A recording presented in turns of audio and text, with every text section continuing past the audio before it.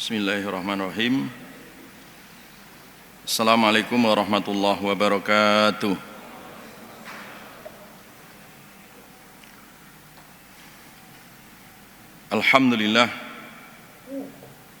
Alhamdulillahilladzi arsala rasulahu bil huda wa dinil haqq liyudhhirahu 'ala dini kullih wa kafa billahi syahida. Asyhadu an la ilaha illallah wahdahu la syarika lah iqraran bihi wa tauhida wa asyhadu anna Muhammadan abduhu wa rasuluh alladzi la nabiyya wa la rasula ba'dah.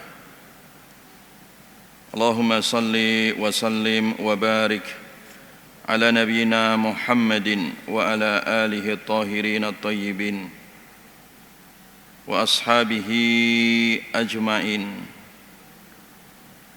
wa man sara ala nahjihim ila yaumiddin. Allahumma anfa'na bima 'allamtana wa 'allimna ma yanfa'una wa zidna ilma. Allahumma inna nas'aluka ilman nafi'a wa rizqan thayyiba wa amalan mutaqabbala. Jamaah sekalian yang diberkahi oleh Allah Subhanahu wa taala, alhamdulillah dengan izin Allah kita bisa hadir pada kajian malam hari ini. Mudah-mudahan kehadiran kita mendapat ridhonya Allah Subhanahu wa taala, diberikan cahaya hati kita sehingga bisa istiqomah beribadah dalam rangka menghambakan diri hanya kepada Allah sampai husnul khatimah. Amin ya rabbal alamin. Jamaah sekalian yang diberkahi oleh Allah, tema pada kajian kali ini kita akan membahas 5 langkah di dalam memahami Al-Quran sebagai asas peradaban Islam. Peradaban Islam itu tumbuh dan bersumber dari Al-Quran. Karena umat ini diangkat derajatnya oleh Allah sebab Al-Quran. Sehingga Umar bin Khattab mengatakan, innallaha ta'ala yarfa'u bihadzal kitabi aqwaman. Sesungguhnya Allah mengangkat derajat suatu kaum dengan kitab ini, yaitu kitab Al-Quran. Jadi kaum ini atau umatnya Nabi SAW diangkat derajatnya oleh Allah Subhanahu wa taala sebab Al-Quran. Dan Al-Quran sebagai sumber peradaban dan juga inspirasi gagasan-gagasan peradaban itu disebutkan oleh Allah Subhanahu wa taala di dalam surat Fatir ayat 19 sampai ayat 20 Innal ladzina yatsluna kitaballah. Sesungguhnya orang-orang yang mereka membaca kitab Allah, Al-Quran, wa aqamus salata, dan mereka menegakkan salat, wa anfaqu mimma razaqnahum, dan mereka menginfakkan dari apa yang telah kami rezekikan kepada mereka, sirra wa alaniyah, baik secara diam-diam maupun secara terang-terangan, yarjuna tijaratan lan tabur. Mereka itu adalah generasi yang mereka berbisnis dengan Allah yang tidak pernah rugi, tidak pernah bangkrut, Jadi peradaban yang tidak pernah bangkrut tadi, itu ketika dilandaskan dan diawali dengan Al-Quran, Makanya dulu jamaah sekalian, cara Nabi SAW membangkitkan semangat para sahabat, itu Nabi ketika mengajarkan para sahabat Al-Quran itu dengan cara yang utuh ya. Cara yang utuh itu maksudnya apa? Disebutkan oleh Ibnu Mas'ud, kana rajulu minna, adalah dulu seorang di antara kami idza ta'allama, ketika belajar asyra ayatin, 10 ayat. Jadi Nabi itu kalau mengajarkan Al-Quran 10 ayat ya. Jadi 10 ayat. Lam yujawizu min ma'anihin. Jadi mereka 10 ayat itu dibacakan oleh Nabi, kemudian didengarkan oleh para sahabat, dihafalkan, dipahami maknanya, tidak lebih dari 10 ayat sampai mereka paham dan mengamalkan kandungan isinya ya. Jadi bukan belajar membaca Quran itu bukan sekedar dibaca. Tetapi tadi Nabi SAW mengajarkan 5 langkah ya. Nah 5 langkah inilah yang akan kita bahas, bagaimana Rasulullah SAW mencetak generasi terbaik ya dengan Al-Quran ini. Disebutkan tadi di hadisnya Ibnu Mas'ud dan juga disebutkan di dalam Al-Quran ada 5 langkah jamaah sekalian ya, bagaimana implementasi Al-Quran sebagai jalan hidup para sahabat dulu di dalam membangun peradaban. Sehingga Nabi kemudian mengatakan khairul quruni qarni tsummal ladzina yalunahum tsummal ladzina yalunahum. Sebaik-baiknya generasi adalah generasiku ini, para sahabat ya. Kemudian generasi tabi'in setelahnya dan generasi tabi'ut tabi'in setelahnya. Ini generasi emas peradaban Islam. Abad 1, 2 dan ketiga ya. Ternyata rahasianya itu ada di 5 langkah ini ya. Bagaimana mereka mencerna Al-Quran, bagaimana mereka berinteraksi dengan Al-Quran dengan 5 tahapan atau 5 langkah ini. Yang pertama, jamaah sekalian yang diberkahi oleh Allah Subhanahu wa taala, yang pertama adalah al-istima' wal insat ya. Jadi mereka itu ketika berinteraksi dengan Al-Quran, yang pertama yang mereka lakukan, yang paling utama dan pertama adalah al-istima', yaitu mendengar dan menyimak ya. Mendengar dan menyimak. Wa idza quri'al Qur'anu fastami'u lahu wa ansitu la'allakum turhamun ya. Jadi kalau Quran itu dibacakan fastami'u, maka istimaklah ya. Jadi dengarkanlah, paham tidak paham, dengarkanlah dulu. Fastami'u lahu ya, dengarkanlah ya Al-Quran itu dibaca. Wa ansitu dan insat ya. Insat itu pasang telinga kita ya, pasang hati kita. Jangan sampai lalai, jangan sampai telinga dan hati kita tidak merespon ya. Harus insat ya. Makanya Ibnu Mas'ud itu kadang menegur sahabat yang lain kalau ada yang baca Quran ya, apalagi kalau yang dibaca itu adalah ayat-ayat yang berbunyi dan diawali dengan ya ayyuhalladzina amanu. Maka kata Ibnu Mas'ud ya, fa ansitu ya, simaklah ya, pasanglah telinga kalian, pasanglah hati kalian. Fa innahu amrun yu'maru bihi au nahyun yunha anhu. Jadi pasti itu ya, kalau kita membaca atau mendengar ayat ya ayyuhalladzina amanu, itu pasti isinya di antara 2 hal. Perintah, amanat, mandat dari Allah yang harus dilaksanakan, atau larangan yang harus dijauhkan. Coba jamaah sekalian baca ya ayat-ayat yang diawali dengan ya ayyuhalladzina amanu, itu pasti isinya di antara 2 hal ini. Pasti ada perintah, yang Allah amanahkan kepada kita atau ada larangan gitu.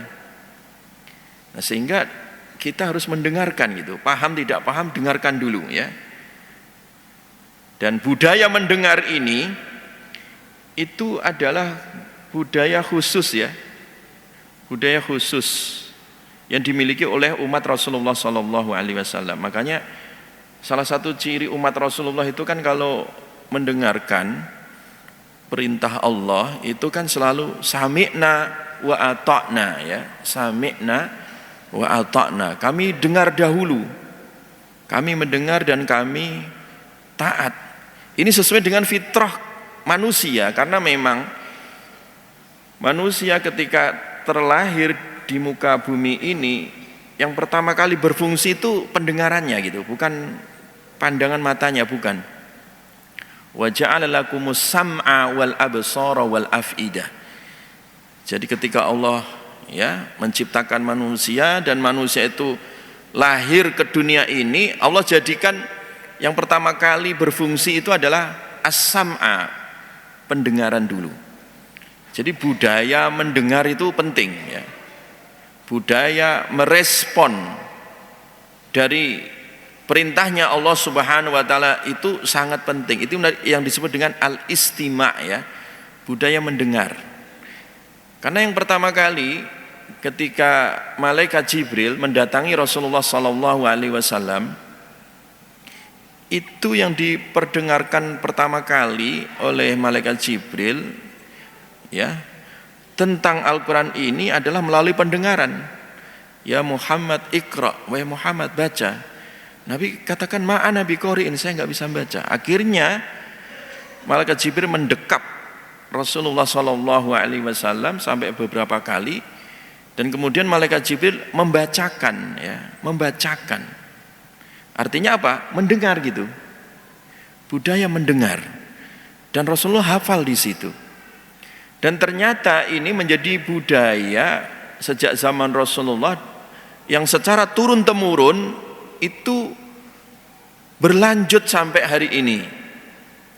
Makanya tidak jarang dulu para ulama ya yang mereka dari sisi panca indera ada keterbatasan. Misalkan Imam Syatibi rahimahullah ya. Imam Syatibi itu imam qiraat sab'ah. Itu secara fisik beliau itu dharir ya, orang yang nggak bisa melihat ya, buta ya, tunanetra. Tapi kenapa bisa meriwayatkan bacaan Quran sebegitu hebatnya?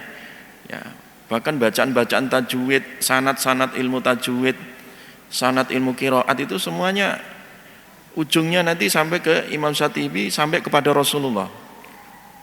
Nah itu salah satunya adalah bagaimana menfungsikan pendengaran. Banyak orang yang tidak bisa melihat tetapi mendengar, itu juga bisa hafal Al-Quran ya.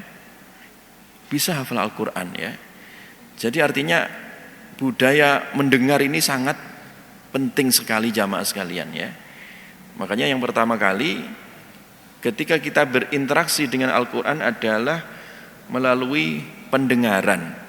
Nah, ketika kita ingin menyiapkan sejak dini generasi Quran sebagai generasi istimewa, makanya ulama menyebut jailun Qur'aniyun faridun ya. Jadi generasi sahabat, generasi tabi'in, tabi'ut tabi'in, generasi para ulama ini disebut generasi Quran yang istimewa ya. Nah, bagaimana caranya tadi menyiapkan generasi Quran yang istimewa? Tentunya diperdengarkan melalui istima' tadi sejak dini ya. Bahkan kalau perlu sejak di dalam kandungan ya. Diperdengarkan bacaan Quran. Itu ada respon ya. Secara medis pun orang-orang barat mengakui ketika janin berada di dalam perut ibunya itu dia bisa mendengar itu. Walaupun tidak bisa melihat, tapi bisa mendengar. Nah, karena orang barat itu orang-orang sekuler, nggak mengerti Quran dan nggak mengerti wahyu, akhirnya yang diperdengarkan ya musik. Tetapi umat Islam, dia punya cara sendiri. Yang diperdengarkan adalah Quran tadi ya. Dan itu ternyata sangat berpengaruh ya. Jadi sangat berpengaruh ya terhadap kecerdasan janin ataupun terhadap kebaikan ya. Makanya kadang tidak heran pula ya, ada anak kecil gitu ya, balita bahkan batita ya. Dan saya menyaksikan ya, saya pernah belajar di tempatnya Syekh Sudes ya di Mekah itu di daerah Awali ya. Beliau punya satu markas gitu ya, markas atau kampus gitu ya. Nah itu ketika wisuda gitu ya, ketika kita di wisuda akhir gitu ya, udah selesai belajar. Nah kebetulan di situ itu banyak jenjang ya, termasuk jenjang anak-anak itu. Ternyata putra beliau ya, entah dari istri yang keberapa saya nggak tahu, yang penting putra beliau itu usia 4 tahun atau 5 tahun itu udah hafal Al-Quran juga, kecil gitu ya, bacanya fasih gitu ya. Nah ternyata ya karena memang tradisi gitu ya yang dibudayakan, tidak heran ketika anak kecil gitu ya usia 3 tahun, 4 tahun, 5 tahun kok hafal Al-Quran. Itu nyata gitu, bukan dongeng gitu. Jadi itu realitas itu, bahwa ternyata wahyu Allah ini ya, Quran ini itu memang bisa diwariskan gitu melalui apa tadi, pendekatan al-istima' tadi ya, diperdengarkan ya, dan itu bisa ya siapapun ya mendapat hidayah dan mendapat petunjuk hanya terkadang sekedar mendengarkan ayat Al-Quran ya, la'allakum turhamun. Di ujung ayat itu pasti kalian akan mendapat rahmatnya Allah Subhanahu wa ta'ala. Ini namanya budaya al-istima' ya.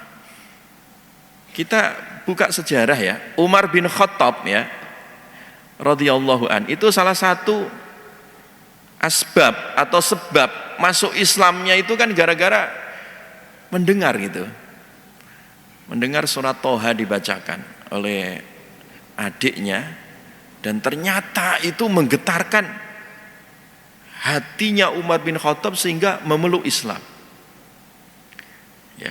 Sekedar mendengar itu menggugah ya, jiwanya Umar bin Khattab terpanggil untuk masuk Islam karena bacaannya tadi. Quran itu bukan sekedar bacaan biasa yang diperdengarkan, tapi memang luar biasa energi positif yang merasuk di dalam relung jiwa seseorang itu ketika Quran itu dibacakan dan diperdengarkan ya.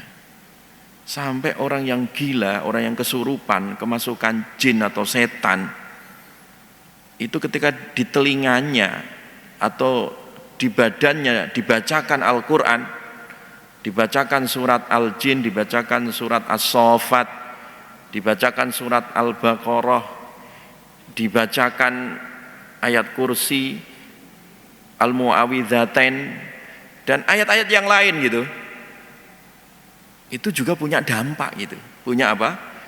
Dampak. Bahkan ketika sahabat dulu pernah melakukan satu safar, melewati suatu perkampungan, ternyata kepala sukunya disengat oleh kalajengking. Tidak ada obat waktu itu, belum ada klinik waktu itu. Apa yang dilakukan oleh sahabat? Akhirnya dibacakan surat Al-Fatihah, diperdengarkan surat Al-Fatihah. Ternyata sembuh itu. Nah, itu yang kemudian disebut ruqyah syar'iyah dia di situ. Ada pengaruh ya orang mendengar Al-Qur'an, ya kan? Pengaruh yang sangat luar biasa. Jangankan manusia, bangsa jin pun terpengaruh gitu ya. Qul uhiya ilayya annahu istama'a nafarum minal jinni faqalu inna sami'na qur'anan ajaba. Jadi jin itu pertama kali dia masuk Islam disebabkan karena dia mendengar itu. Inna sami'na, kami telah mendengar qur'anan ajaba, Quran yang sangat menakjubkan. Nah ini, jadi ini sebenarnya adalah Metode pertama bagaimana Al-Quran itu merasuk ya di dalam relung diri seseorang itu, sehingga menjadi sebuah energi gitu ya, menjadi sebuah kepribadian yang sangat kokoh tadi. Jadi semakin sering orang mendengar Al-Quran itu semakin lunak hatinya, semakin kuat mentalnya itu kan, dan semakin kokoh. Jangankan hati manusia itu ya, gunung batu seandainya yang keras itu dituruni Al-Quran, lau anzalna hadzal qur'ana 'alal jabalin la ra'aitahu khashi'a. Kalau seandainya Quran ini kami turunkan di atas gunung batu, itu bisa lunak itu gunungnya, khusyuk ini. Ya, mutasaddi'a. Itu bisa jadi lunak, bisa jadi pecah dia itu. Ya, saking besarnya pengaruh Al-Quran ketika diperdengarkan. Jadi oleh karena itu jamaah sekalian, kita yakin di sini bahwa mendengar Quran dibacakan itu punya pengaruh ya, punya pengaruh ya. Pengaruh energi positif yang itu bisa menguatkan diri seseorang ya, dan juga mendatangkan sakinah ya, sakinah, ketenangan ya, sakinah, jadi ketenangan ya. Ini yang pertama jamaah sekalian ya, metode Quran bagaimana mengajarkan dalam rangka membentuk kepribadian yang kokoh dengan cara al-istima ya, dengan pendekatan kita membiasakan diri untuk mendengar ya bacaan Al-Quran. Dan bacaan Al-Quran sekarang itu kalau kita nggak baca sendiri, mendengar kaset atau mendengar murotal gitu ya, itu punya pengaruh. Walaupun itu hanya murotal, apalagi kalau itu dibacakan. Nabi sendiri itu juga senang mendengar bacaan.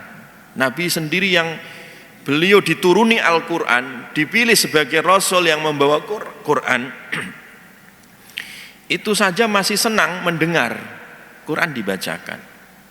Ketika Nabi menyuruh Ibnu Mas'ud, bacakan Quran ya, aqra'ul alaikal Quran ya, apakah aku membacakan untukmu Quran? Wa alaika unzil, sementara Quran kan diturunkan kepadamu ya Rasulullah. Nabi katakan, ya udah bacalah, katanya, bacalah. Jadi Nabi senang mendengar gitu ya, Quran itu dibacakan. Ini namanya metode al-istima. Yang kedua jamaah sekalian, yang kedua adalah at-tilawah. At-tilawah. Jadi kalau yang pertama tadi itu membiasakan mendengar, makanya dulu kalau orang belajar Quran itu dengan cara talaki, guru membacakan, kemudian murid menyimak. Itu namanya budaya awal itu seperti itu. Dan sekarang juga sama gitu, di pondok-pondok tahfidz itu pertama ditalaki dulu, diistimakkan dulu ya, diperdengarkan dulu bacaan, santri nyimak. Kemudian yang kedua metodenya adalah at-tilawah, dengan cara kita yang membaca ya. Kita yang membaca ya. Alladzina atainahumul kitaba yatslunahu haqqa tilawatih. Orang-orang yang diberikan Alkitab itu mereka membacanya dengan haqqa tilawatih, dengan sebenar-benarnya bacaan. Kan tadi ayatnya innalladzina yatsluna kitaballah ya, sesungguhnya orang yang membaca kitab Allah. Ini budaya tilawah namanya. Maka Rasulullah SAW melatih para sahabat ya, iqra'ul Quran fi syahrin, ayo khatamkan bacaan Quran 1 bulan, 1 hari 1 juz. Sahabat sudah terbiasa, minta tambahan, ya Rasulullah ini ajidu kuwah, bagaimana kalau ditambah, saya kuat. Nabi kemudian memberikan tempo waktu, iqra'ul Quran fi 15 ya, iqra'ul Quran fi 20 ya, baca Quran setiap 20 hari sekali khatam, 1 juz setengah itu seharinya. Kemudian sahabat sudah terlatih dan minta tambahan. Akhirnya Nabi memberikan tingkatan berikutnya, naik level Kalau begitu kalian baca selesai 30 juz ini setiap 15 hari sekali. Berarti sehari berapa juz? 2 juz. Sahabat, yang namanya sahabat itu mereka orang-orang yang semangat gitu ya. Minta tambah lagi. Ini ajidu kuwah, saya kuat ya Rasulullah. Boleh tidak ditambah? Boleh ditambah. Akhirnya Nabi memberikan waktu, bacalah Al-Quran setiap 10 hari sekali, hatam. Berarti sehari berapa kali? 3 juz ya. Sahabat kuat lagi gitu ya, minta tambah lagi, akhirnya dikasih waktu oleh Nabi, Iqra'ul Quran fi sab'in. Kalau gitu baca Quran setiap 7 hari sekali ya. Setiap 7 hari sekali. Nah, itu artinya apa? Nabi menaikkan level bacaan dari masing-masing sahabat. Tentunya sahabat juga macam-macam gitu ya. Sahabat itu juga adalah masyarakat gitu ya. Ada yang sebulan sekali khatam, ada yang 20 hari khatam, ada yang 15, ada yang 10, ada yang 7 hari khatam, ada yang setiap malam khatam ya, kayak sahabat Utsman itu ya. Sahabat Utsman itu kalau salat malam itu khatam itu. Bahkan dalam riwayat itu dalam 1 rakaat 30 juz. Bapak kuat nggak? 30 juz 1 rakaat ini Utsman ini. Ya. Itu budaya tilawah ya. Makanya di zaman Umar bin Abdul Aziz ya, di zaman siapa? Umar bin Abdul Aziz, itu cucunya siapa? Umar bin Khattab ya. Itu kenapa rakyatnya makmur gemah ripah loh Jinawi, sampai serigala itu nggak berani makan kambingnya yang digembalakan oleh peternak. Jadi kalau kambing diliarkan gitu, nggak ada yang namanya serigala berani makan, itu nggak ada. Ternyata kebiasaan masyarakat di zaman Umar bin Abdul Aziz, orang yang paling malas itu sehari bacanya 1 juz, itu yang paling malas itu. Jadi artinya apa? Masyarakat waktu itu memang setiap bulan itu bacaannya khatam ya. Sehingga energi positif ya, itu betul-betul ya mendarah daging gitu ya. Kekuatan spiritualnya itu kokoh sekali ya. Artinya apa? Itu tadi gerakan tilawah ya. Ya, gerakan tilawah. Bahkan ya di dalam biografi muridnya Imam Asim ya.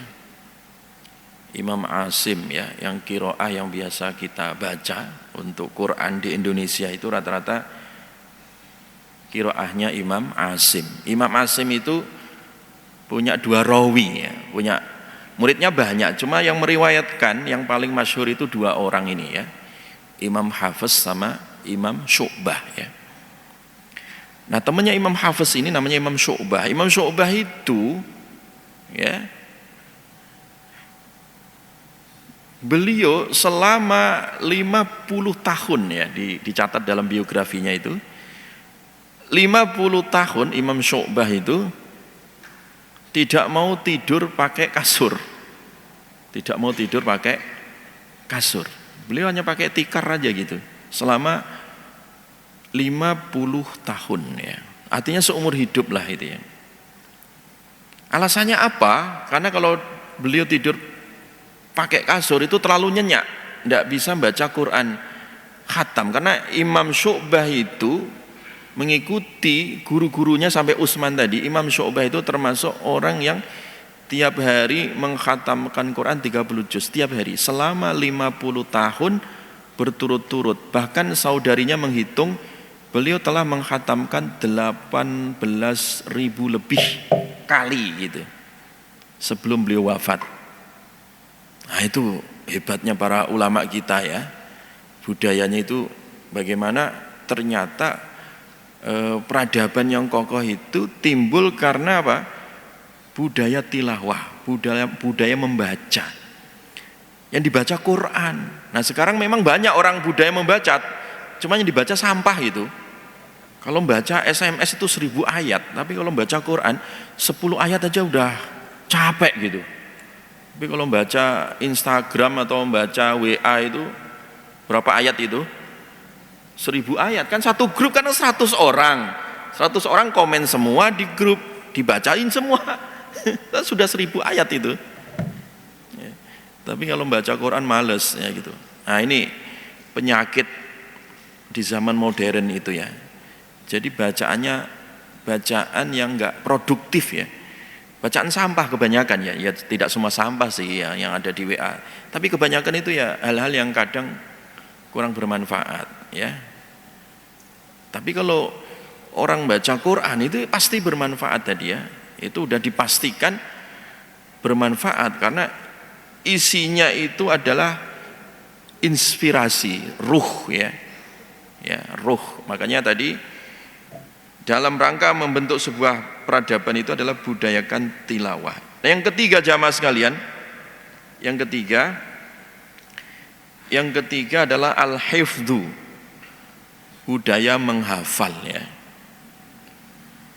Budaya menghafal, bal huwa ayatum bayyinatun fi suduril ladzina utul ilm ya. Surat Al-Ankabut ayat 49 ya. Jadi Quran ini adalah ayat Allah ya, yang jelas, yang ditanam oleh Allah di dada orang-orang yang beriman, orang-orang yang berilmu. Jadi Al-Quran ini adalah satu-satunya kitab ya yang bisa dihafal. Kitab suci yang satu-satunya bisa dihafal. Ya.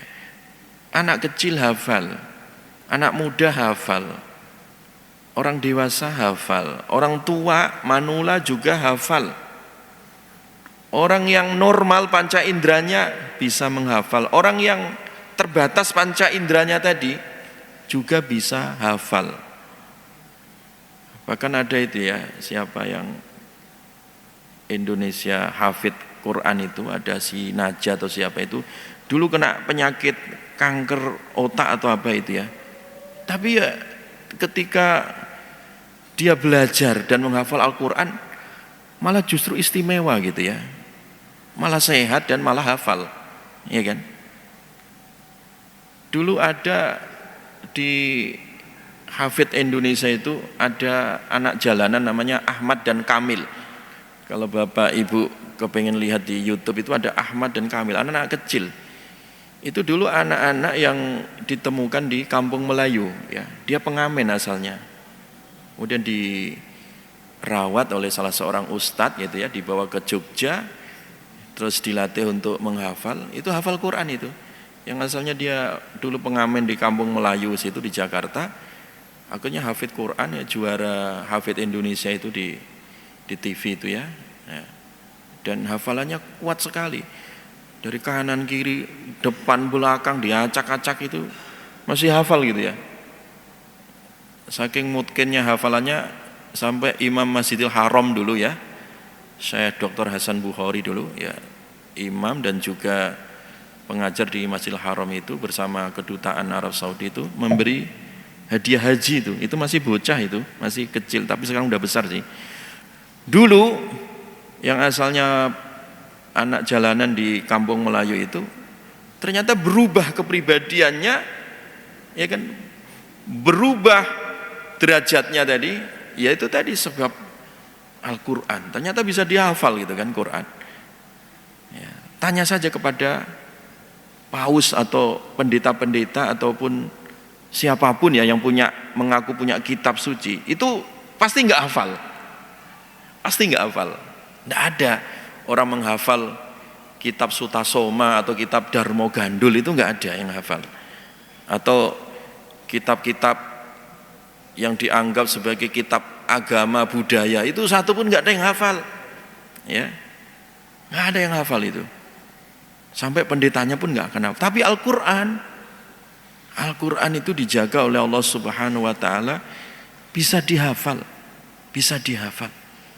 Ya, Indonesia ini termasuk ya negara yang paling banyak penghafal Al-Quran. Dan paling banyak pesantren Quran di seluruh dunia itu terbanyak adalah di Indonesia.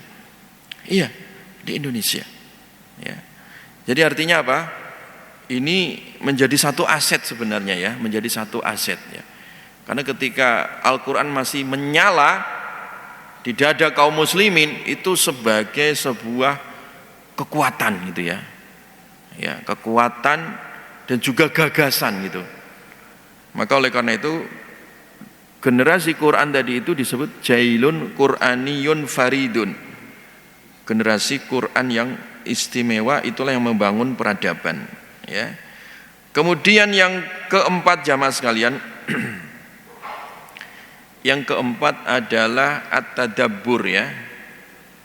Jadi langkah untuk mempelajari Al-Quran tadi adalah tadabbur. Tadabbur itu artinya kita mentadaburi ayat-ayatnya ya. Kitabun anzalnahu ilaika mubarakun liyadabbaru ayatih.